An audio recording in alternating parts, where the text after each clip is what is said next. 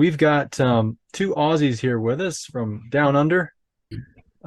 They are permaculture experts, you could say, in this field. And so they both have different backgrounds in the sense that Dave is really comes from, you know, you could say a blue collar background where he's got a lot of skills on the homestead, and he's been able to get inside of these earthworks machines and just be an earth surgeon. So he's able to really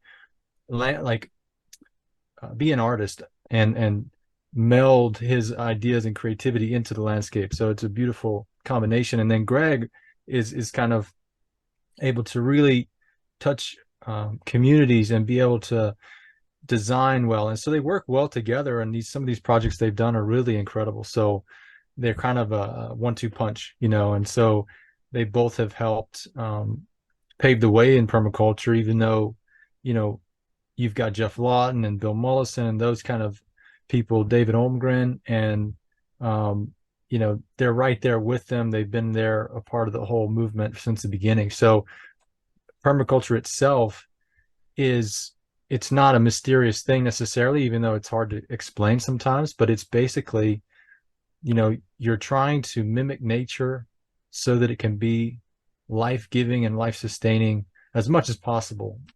So humans, how we interact with our landscape that's the key. It's like, how do we actually engage with it and in a meaningful way? So that's really kind of what this webinar is about. It's about food production. GIGO, just so you guys, if you're not familiar with what we're doing, GIGO stands for Grow Your Grass Off. And so we're here to inspire and support people in their food growing journey. And then also we're there to connect you into the GIGO network and the people that we know.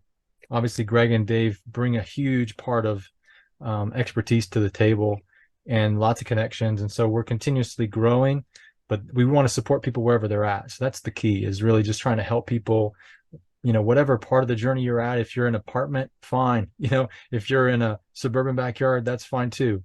It's not all about big scale homesteading stuff. So I just wanted to lead in with it that way and give a little context.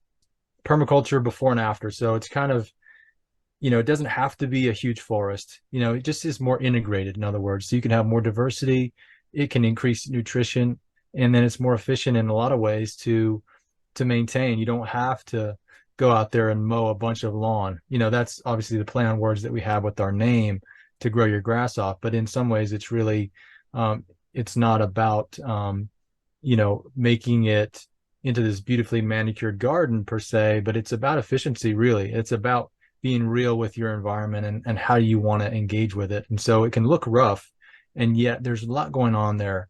Okay, so without further ado, let's talk about Greg real quick. So Greg has a company called Edge 5, and he's done a lot of work as a consultant, as a designer.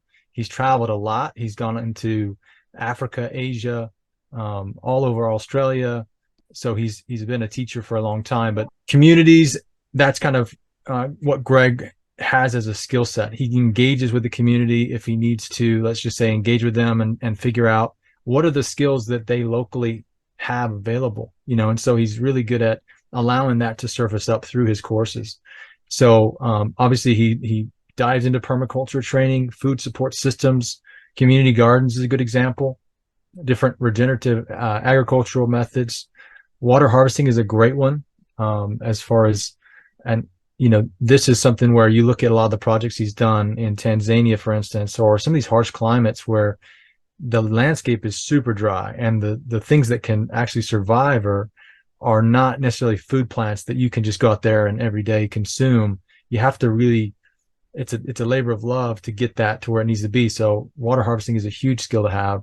And then also, as he's worked with mining companies, resettlements, relocation strategies, how do we make it better than how we found it? And so that's something that he's got a huge amount of experience in as well. So Greg Nibbs is a fantastic person to have on the team for sure. So Dave Spicer, Doc Spice, permaculture is what he's done in the past. And so, like I said, he's an earth surgeon.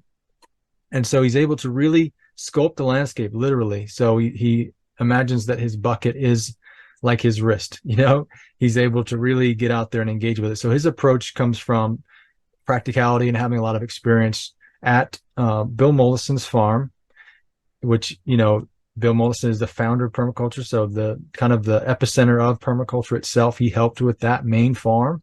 And then with Jeff Lawton as well, which is, he was kind of the really well-known protege of Bill Mollison. So he was, you know, really instrumental in getting Jeff Lawton's farm going as a farm manager there too. So those are really some of the biggest projects that we can use as use cases, right? Because they were really initiated from that, you know, initial sort of strategy and methodology that permaculture is. So Dave has also traveled extensively all throughout Australia and Middle East and all kinds of climatic zones. And they, of course, have worked together on a lot of projects too. So the heavy machinery is his skill set, but you could also tell from the video that he's so passionate about water and how do we create. There's a lot of things we could unpack, but he's really good with retrofitting suburban homes.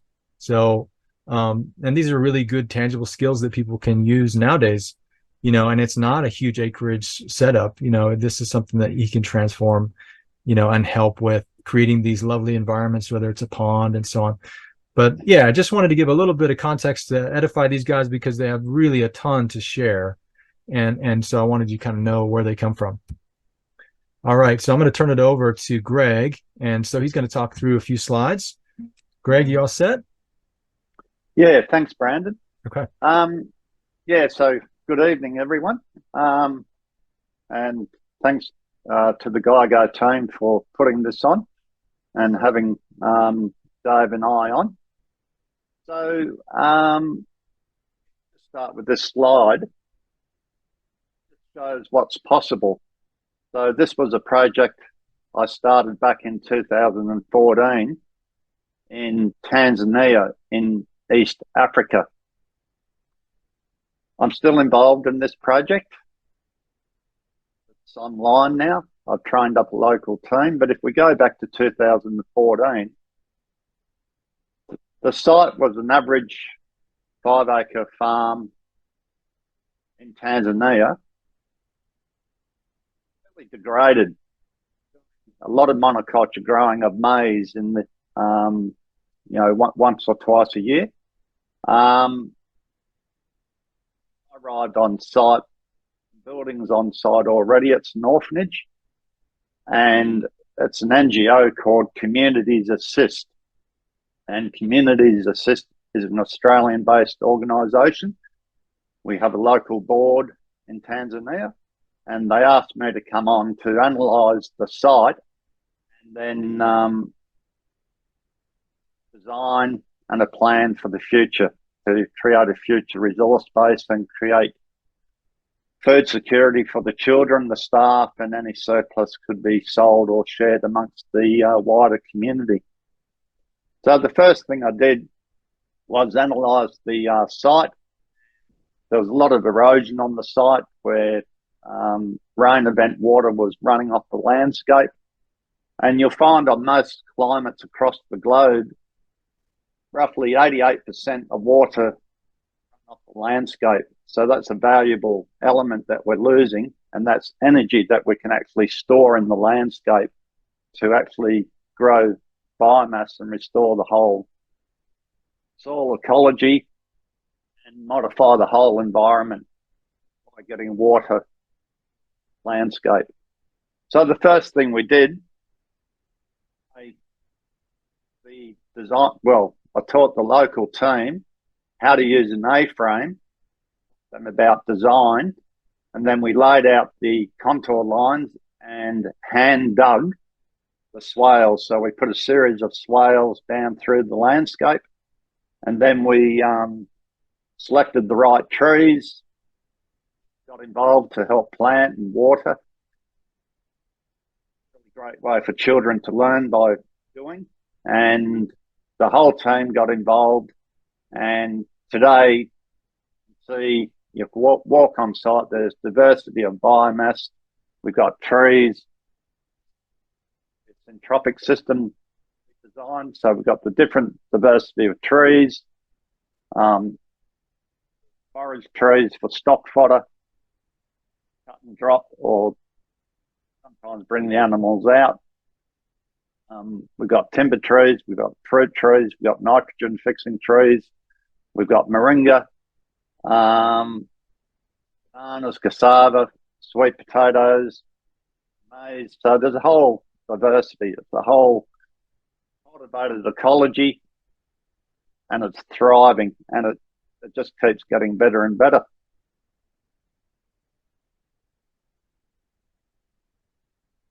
It used to run off, store 100% of rain event moisture. So it just has transformed the landscape. So it just shows what you can do. And it's all scalable. So you can do this on 1,000 square metres, do water harvesting, or you can do it on the broad acre, on what size landscape you're working on. So I think by using Earth's intelligence, using community dynamics, and using our skills and our cooperation, not competition, we can actually transform and restore landscapes anywhere in the world. And it's not that hard.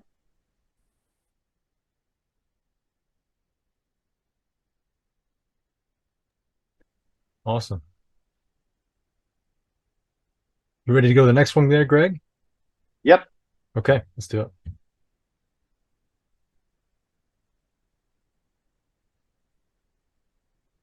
So when we talk about strategies, what we have to think about is the messenger. Okay. Anyone can learn ecological design or permaculture design. And what I do as a designer or teacher is take what I've learned, obviously, and Dave Holmgren put permaculture together. And, from Permaculture 1, the first book that came out in the late 70s, there's the Permaculture Design Manual that Bill put out, and there's Dave's book, what is it, Pathways to Sustainability. We can take all these techniques and strategies. The key to it is to teach other people. My job is to make myself obsolete as quick as possible in any community that I work in. So what I like to do is to train up local people, give them the resources and the strategies and the techniques, empower them to go on and self-learn, just get out of there and let people get on with what they need to do. Local people understand the community dynamics, they understand the culture, and better than I do. So if we can teach people the design process, methods of design, and as I say, give them the resources, they will go on and do incredible things. So there's just different photos there of the name project. One of my first projects, the top right-hand corner, that was in the Philippines in 1997, I think. And the bottom left-hand corner photo, that was me working for a mining company in Sumatra, looking at how we can actually help the community with food and water security, and how to create within the community. So permaculture is a whole package of holistic engagement and development.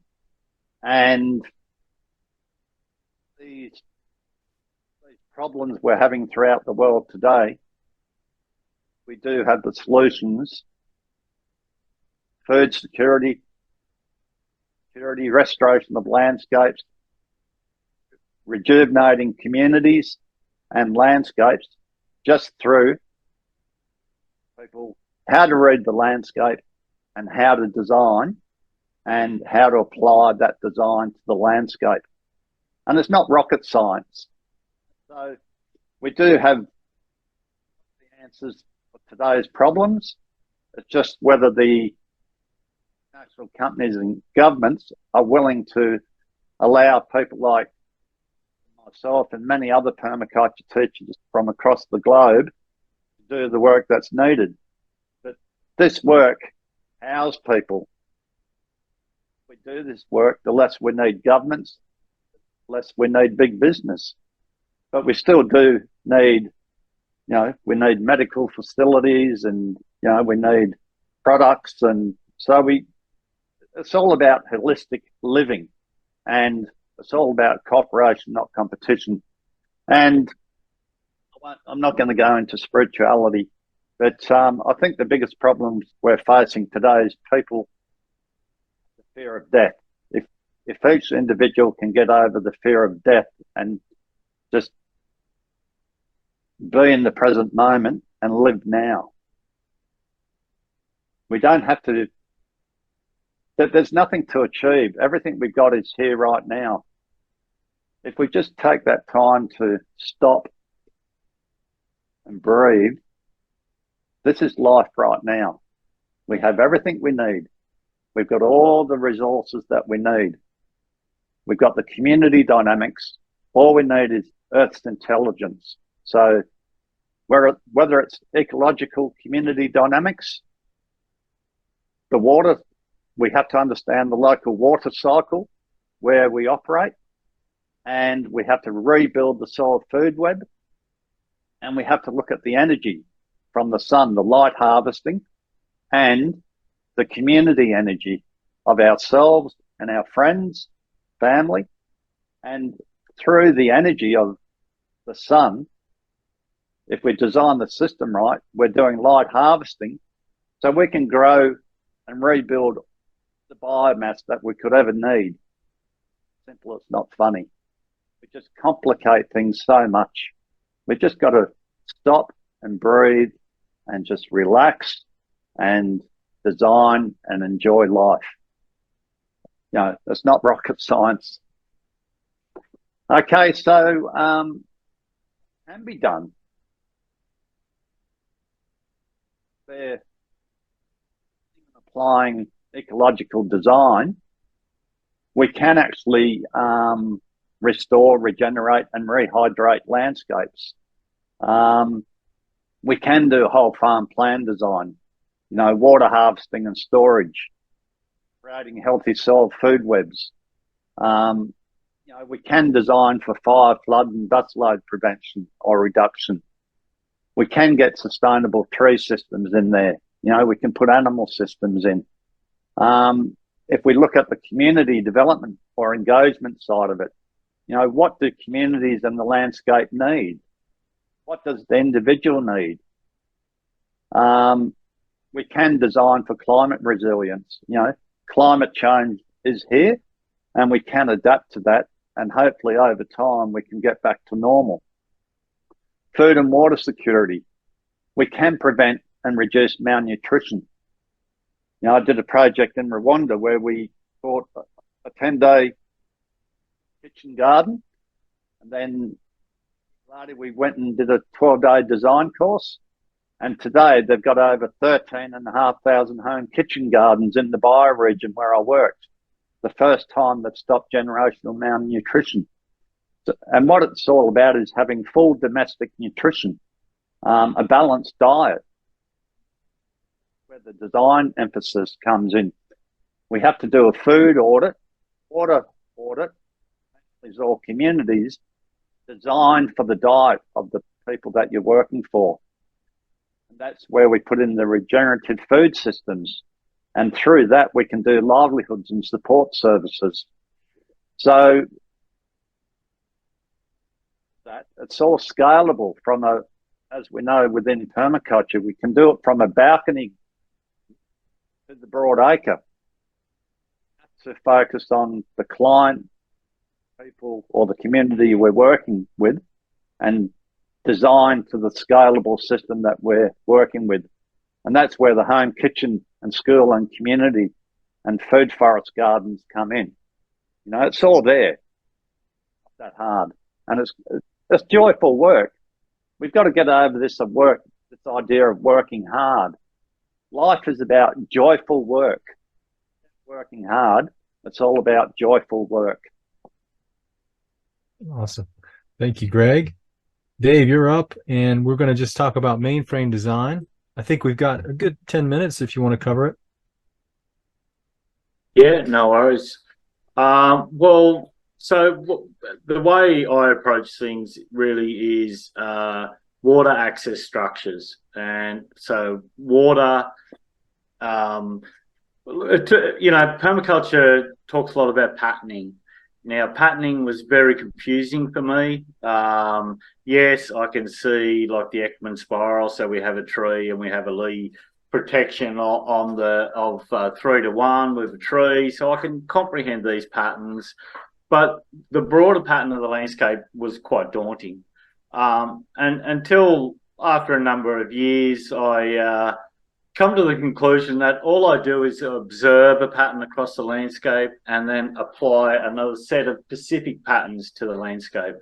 But that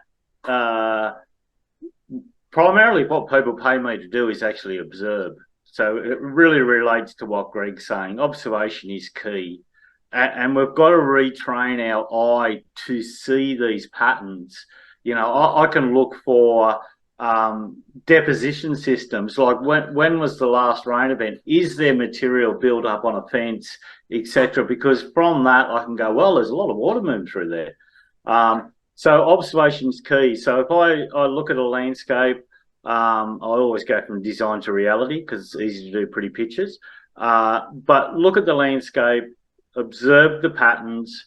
Yes, do your data research, your biggest rainfall event in 24-hour period, etc. But allow water to dictate the pattern because we can't fight against water. So you have to. What my approach is, I look at the water and I look at above the site that I'm working on and what water is coming into it. Is there what we call hard surface runoff? So is there a road above the site? Is there a culvert or a pipe coming through that road? Because if we can access that, what we don't look at is hard surface runoff. Roads are excellent water harvesters. Even a gravel road, a dirt road runs off 85% of the water. So when I'm and primarily I work in the broadacre. So I look at water. Then I lay a pattern of access on top of that water pattern. And then I plug in the structural positions off that water and access. So it really starts to, I call it the bones of the system. What I primarily focus on is creating the skeleton, the bones. So, and what I find is the site starts to design itself once you've laid these patterns out, because you've been informed on where structure should go from the water and access scenario. And once you've got your structure, well, then you can put your zoning in.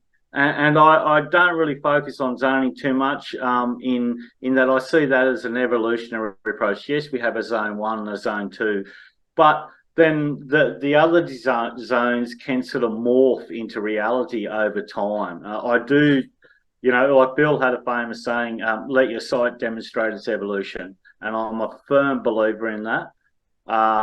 So basically, I take the approach of just creating these layers. Now, sectors is a big one. We want to, as one of my friends, Nat Topa, who does great work in East Africa, she says west proofing is the biggest thing. She works in a lot of refugee communities and displaced peoples, and she does what she calls west proofing, because in them climates, you don't want that hot sun.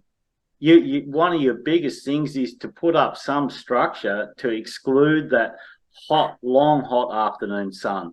So yes, certainly focus on your sectors. That cold wind in a temperate climate.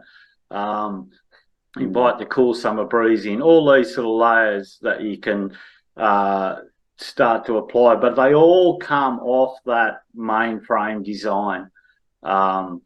So that's sort of my approach. Like it took me a good while. Yes, I had the practical skills on the ground. I worked in many, many different fields. As Brandon said, I'm a proud blue collar worker. I even got me blue collar on today. But what it's done is gives me a sense of reality design, because I know the time and energy it takes to, for example, put a fence in, or actually cut a tree down and mill it up and build something. Where does our water systems go? How do we integrate livestock into the landscape? Well, we need water points. So this is where that mainframe design comes in, because we look at water and then we look at our access and then our structure position. All our infrastructure can come in on them access points or along them water harvesting lines. So it really fills out the site, and then the site designs itself. I find good access, what I've come to realise now is good access creates good interaction, because if we don't interact with the site, we don't observe and we don't learn. It's like having our garden, as Greg said again, at our back door or front door, or if, like for me, for example, here where I am now, I'm in my kitchen, I can look out my window and I'm looking straight at my garden. I know I can just step out there, 3 meters, 10 foot, whatever it is, and pick some greens, pick some herbs, whatever. But I'm observing that, and that's a real informer. And I think, I've done so many consultancies where I say, "Oh, do you have a garden?" "Yeah, out the back corner." It's almost hidden, almost out of sight, because it could be untidy. But I find getting your garden in order, putting the right place, so we can interact and observe. So that's a big one for me. Now, so just design examples. This is in northern New South Wales. This is my approach at high-tech design, you could say. I didn't do it. I done the pattern, but it's this site was about 100 acres. And they wanted to do a market garden and a syntropic ag system and agroforestry. So you can see what I started with was putting the pattern of the water in. And then once I had the pattern of the water in, then I could overlay the access points. And then that actually divided all the property up into, then I could start to vision what zones I'm working in. The market garden, we need good access for harvest and for taking out products, etc. But we need water stored above us. So then we have free water. We have gravity-fed water feeding the market garden. Obviously, the lower you down in the landscape, the better the soil. So these are sort of is an approach of just patterning out a landscape, and then it starts to design itself. Now, the dotted tree lines, well, that was, grazing. Sorry, Brendan. But just that sort of laid out a pattern, because then you've got agroforestry, farm forestry. Why not grow tree systems, as Darren Doherty says, living haystacks? An animal like a cow or cattle will lose 2% of a weight, 2% of its weight a day in either extremes. So putting in tree systems for shade and stop the cold wind, etc., is beneficial for the animal. I certainly don't want to live in the hot sun, and I don't want animals to. So it just lays out a pattern. So if we can go to the next one, Brandon. This is a place called Eagles Deep in Victoria. There's 3 main water bodies on this site. Now, they were already there. I did repair a couple of the spillways, and one of the dams had blown out. But basically, all I done was put the swales off it. And then once I put the swales off these dams, it actually set the pattern. Because I was working there one day with these guys, and they were like, "Well, where does me zone 2 stop and me zone 3 start?" And as soon as I put in that middle swale, it's from the forest down, there's the top dam, the middle dam, and the larger bottom dam. But as soon as I put in that middle swale, that actually divided off the property. That was they knew there was a definitive line that they put their zone 2 in.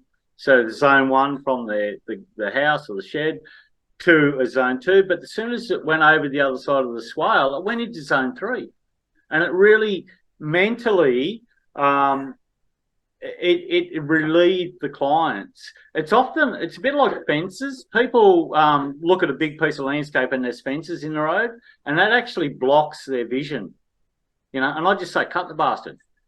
Cut it, move it. It's a portable, it's a movable system. But mentally, people look at these things and it's a block. So don't look at fencing. Allow the landscape to dictate its pattern. Is the big one. Yeah. That's the big one. This is in mid-north coast of New South Wales. Quite a tricky site, actually, very steep. The client, we put in a small home garden and some watering system, like swales, etc. And then they both work full time. There already was an existing avocado orchard there, but they were looking into market gardens. So we had the market garden lower, where obviously the better soils, and it was the workable country. One of the things that people get trapped with when they buy a piece of land is they don't look at the slope. Slope and aspect are a big one. When you're looking at buying landscape, make sure you look at the slope, because you've got to remember you're walking up and down that slope, and you've really got to reset a pattern if you're on a steep block, because you've got to go out on terraces or swales, but you've got to go out and not up and down. That was one of the big things. So a lot of this site went into a lot of agroforestry and grazing. So it's a 20-acre site. The dams were already there, and we just designed in the swales a few what we call leaky weirs, which are in the northern hemisphere you could think as beaver dams. But you can, if you look at that, if you start and it is quite daunting design work when you're a consultant, because we want to do the right thing by the client. We don't want to just blow their money, because that's pretty easy when you're dealing with machines. And putting in major earthworks. But if you just set that water pattern out, and then you look at your access in relation to that water pattern, and remember that access has a water harvesting or runoff capacity, so that can plug into your water storage systems. We say hardware to software, roofs, roads, into software, gardens, tree systems, pastures. So my approach is really that water access structures, and really that lays it out. So this is some of the work I've done. Probably on the bottom left-hand corner is a project in the High Atlas of Morocco. This is actually by far my favourite project. I had tears in my eyes when I done a tour before I done this work of the school. It was a German lady who married a Berber guy, and she didn't want to send her kids to a traditional school. But they had problems with flooding. So this is 1,800 metres in the High Atlas of Morocco. And people get killed in Morocco from flooding from 8 inches of rain a year. Often that 8 inches of rain comes in big three rain events. So they have a lot of flooding. So we worked with the water. We laid out a pattern. And it's quite beautiful, but if you look at the sort of the patterning of that pattern, you could say we got like check dams in the top in the bottom left-hand corner, just to slow off the water, because it is all deforested. It's about a 60-degree slope, so check dams to slow up the water. Then it went into a big swale. Generally I do terracing over swales, but I see swales as a really good shock absorber, because you have a bigger freeboard, so sort of mound above high water mark. So I went into a big swale, and then all the little holes that you could see are tree growing pits, and then it went into a series of 2 terraces and then overflowed. But by the time the water enters that system and moves through it, it's lost all its energy. It's dropped all its material that it's carrying. So you've created a deposition system. You're building life. And that's why I like to say, we only need to take 1 step in the right direction, and nature takes 10. And often that 1 step is to plant the rain. and create deposition systems.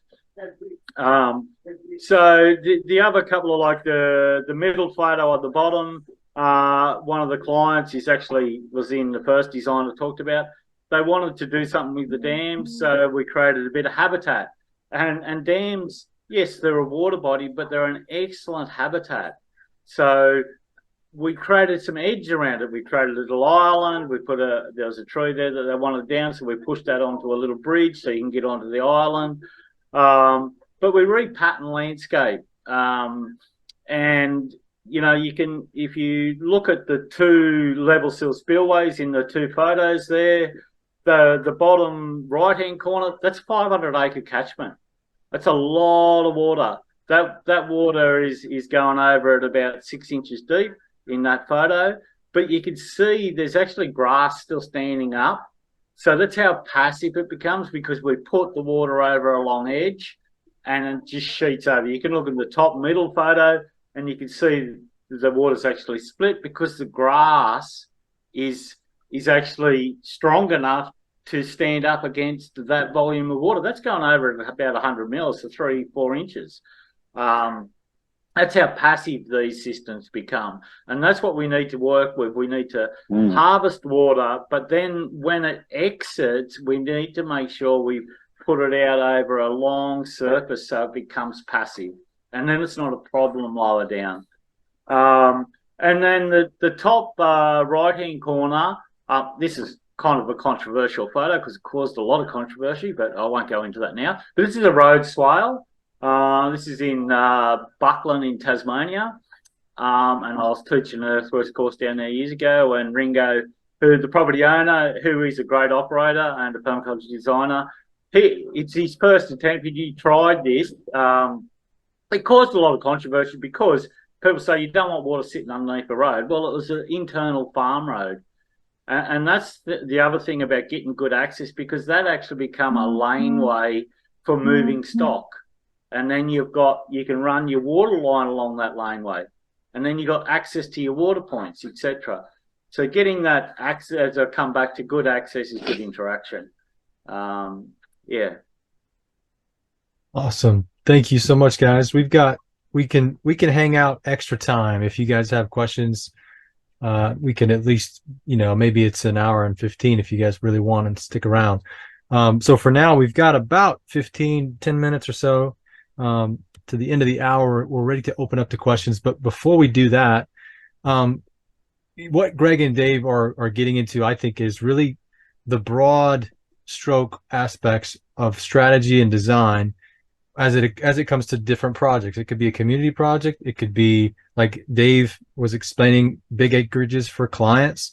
Now, these are big projects, but we can zoom in. And so part of what I want to explain with GeiGo is that we offer training and support. And this is for anybody. This could be for people who want to do just a kitchen garden, or they want to do a raised bed, or you want to garden on your balcony. It's fine. We can support you. We can do consultations.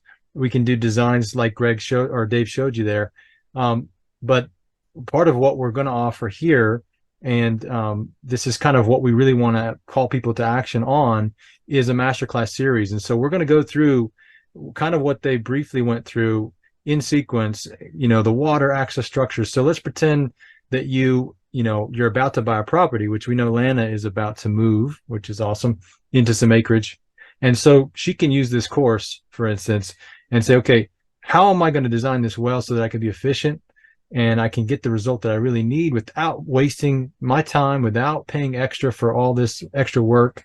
And so this is an efficient way of going about this process, but it doesn't exclude anybody who's already got a property and they say, okay, well, here's my setup. How can I make it more efficient? How can I do a good job at harnessing the potential that's within that and really supercharge those systems especially for food production. So we're going to go through these things.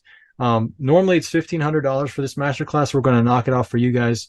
So it'll be $1,250, or for anybody who you guys can reach, which would be great. So we want people to approach this and have it be accessible. But this is basically a 5-week course. And so I just want to make sure that, we put that out there and say, this is something we want to offer, to you guys and share it with you.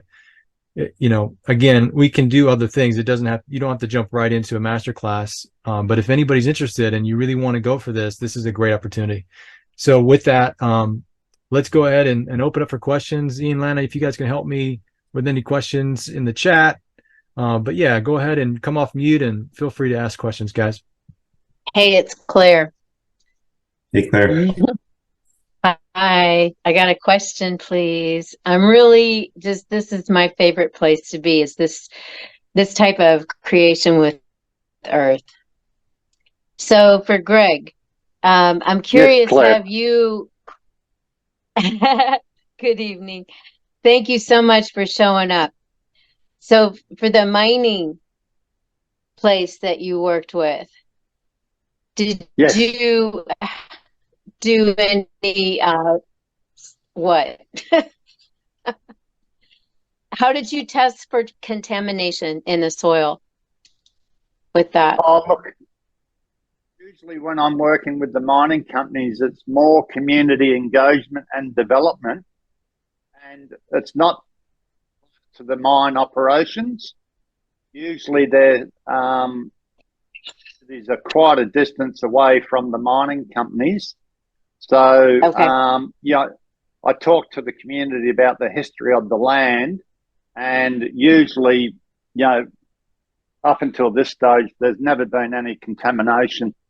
So I don't actually work for mining companies doing, I have done some rehab work for mining companies, but most of my work is based on social and environmental responsibilities. Okay. Yeah. Thanks. Yeah. I'm gonna hope that your email might get into the chat, please. Or shall I put mine? I'd like to be in touch with you on this topic. Sure. Yeah. Is that okay?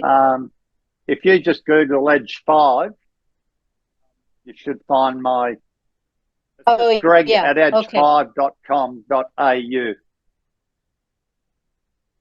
Okay. We could Thank get you you, sir. connected as well, Claire, for sure. Yeah, just let us know, Thanks, Claire. Brandon. Yeah. Who else? Anybody have a question about food production, about mainframe design, anything like that? And really, there's so much that we could cover. I think for today, it was just nice, I think, to give you guys a background in the general idea of how would you approach a landscape, and so permaculture is a toolkit in many ways. It's not the answer necessarily, right, to all the problems or all the questions, but it gives you a great set of tools to approach it. So the whole point is, if you want to grow food, even if it is a small suburban landscape, you still want to address some of those things, that Dave was mentioning, especially about water, because as the climate may have, these different sort of swings, and it can be erratic and everything. Like some of the guests that we've had on our show, they explain, like I'm remembering Chad in his explanation of kind of being able to mound up the surface to create more space and bring the wildlife in. Now, these strategies are they're different, and a lot of people don't see it maybe, because they're just used to sort of your typical garden. But yeah, this is kind of innovative in many ways, but it's sort of instinctual too. So I just want to throw that out there. Yeah.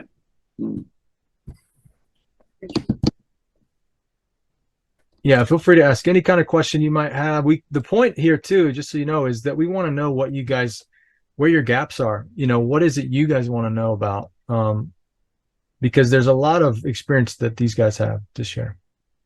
Lana, if nobody wants a question right away, maybe you could look at it from your context too, because you're going to buy this piece of property now. What is it? What are you considering? It's going. It's already it's moving in 2 weeks. So we've had a lot of rain recently, and I'm kind of dying to get over there and just look at the water access and structure and what I'm going to do in order to.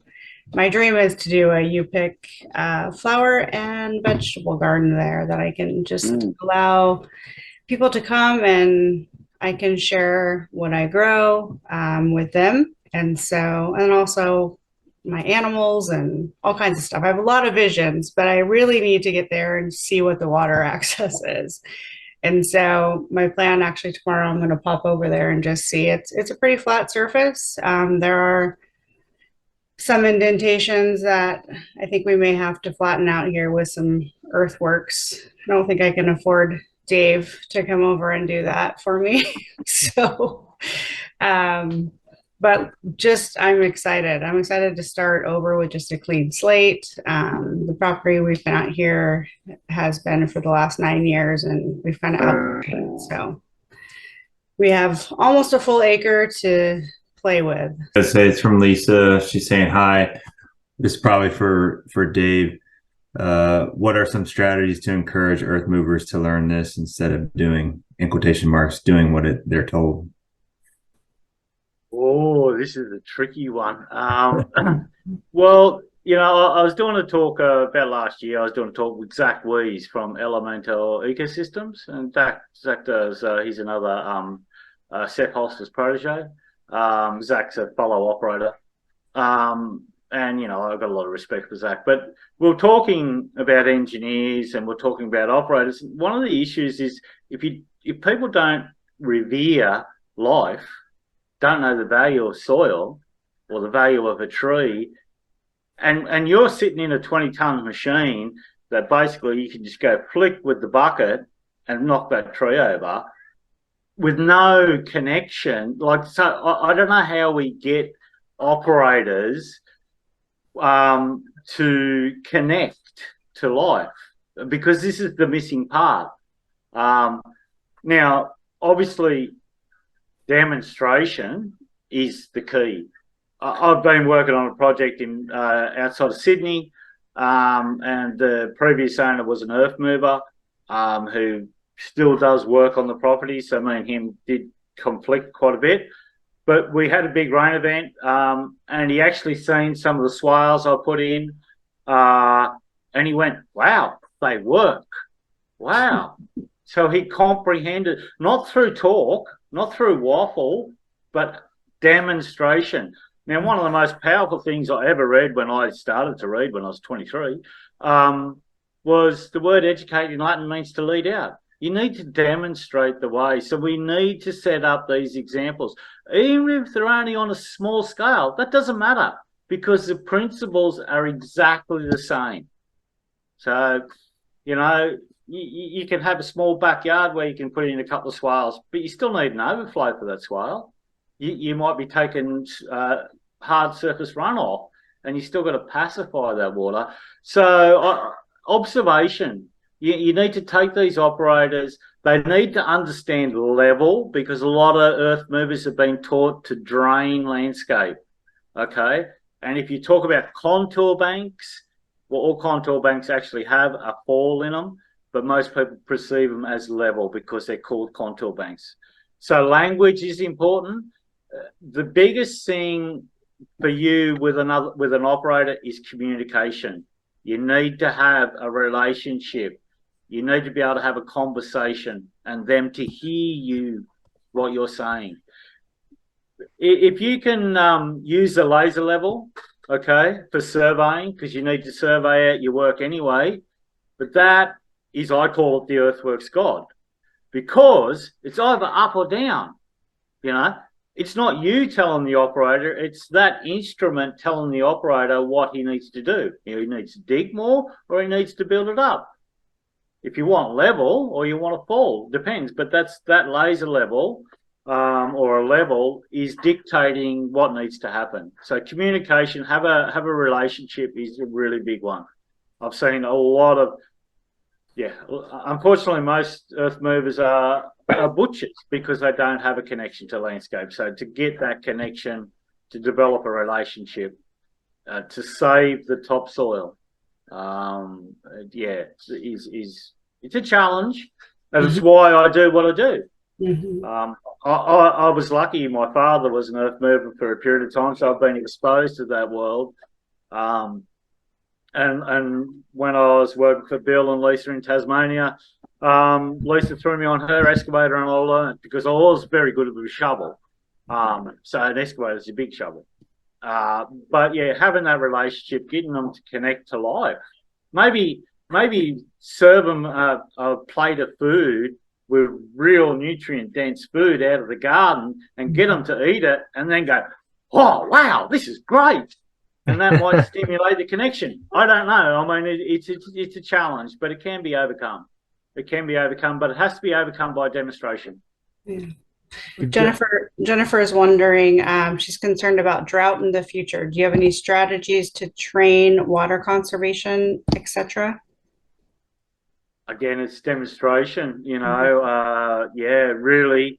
And we can't become fascist. We can't, like I was a permacultist many years ago. But any approach that works, in Australia, we have natural sequence farming, which is a Peter Andrews system, which is basically like leaky weirs. But that's a different approach. I use it. Darren Doherty's Regarian approach, it's a different approach. Livestock, good management, building your soil carbon sponge. That's the critical part.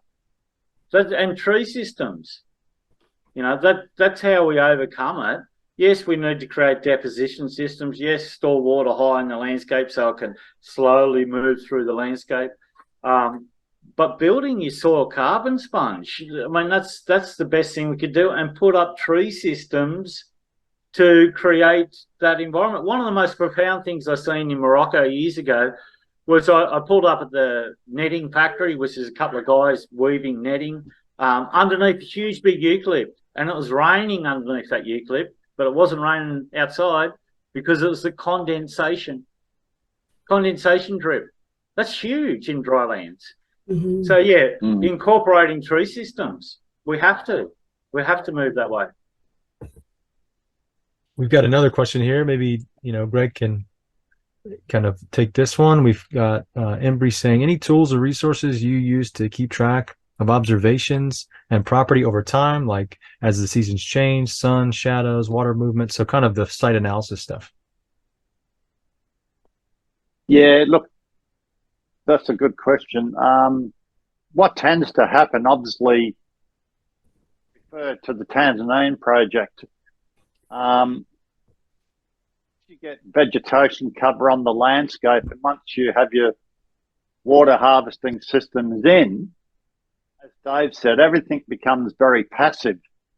So rather than seeing runoff, you're seeing examples of growth, and you start to see vegetation grow and expand in height, raining or whether it's hot. Over time, landscape modifies, and it just happens naturally that when you first walked on the landscape of Tanzania, on the site, extremely hot, really, really hot. Now when I get to site, same time of day, shade, I'll be standing under tree canopy, and the whole environment is modified, and you can feel the moisture in the morning. Right throughout the day, different feeling. So use your body senses to feel that. And I think, I know in the video that we showed earlier, the Eco Village guy, sorry, I forgot his name. Marcelo. But he was saying, sorry, what was his name, Brandon? Marcelo. What he was saying was absolutely beautiful, that we don't need children in school. We need kids out into the environment so that they learn and then they observe, and that observation and record keeping is just built into their human brain. And if I've been lucky enough to work in a lot of different Indigenous communities here in Australia, but also across East Asia and Africa, and children that haven't been exposed to the school system, and walking around with one kid who was about 10 years old on a site, more about plants and trees than I did, and he was like, he just knew all the names of the animals and the plants and the trees. This idea of putting kids in the school, it's only fairly new since Euclidean education came in. For example, in Japan, years ago, children used to start a carpentry apprenticeship at 7 years old. And the historic carpentry, the traditional carpentry skills in Japan are just incredible. But we're losing all those hand skills. So when we talk about encoded information or encoded knowledge, the more we connect to nature and the more we design and work on the landscape,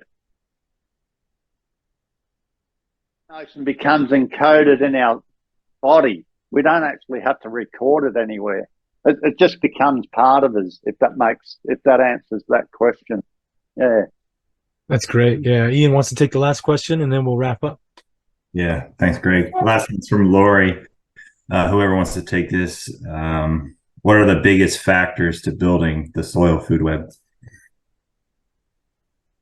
Vegetation cover, different plant species, up to 18 different species of plant green cover crop families. Minimum of 8, at least 16, and you get that cover crop in. There's an Australian soil ecologist who Dave put me on to, Dr. Christine Jones, and Christine talks about the light harvesting and getting those green cover crops in, and green cover crops will build biological topsoil times faster than anything else. Awesome. We could chat here for hours.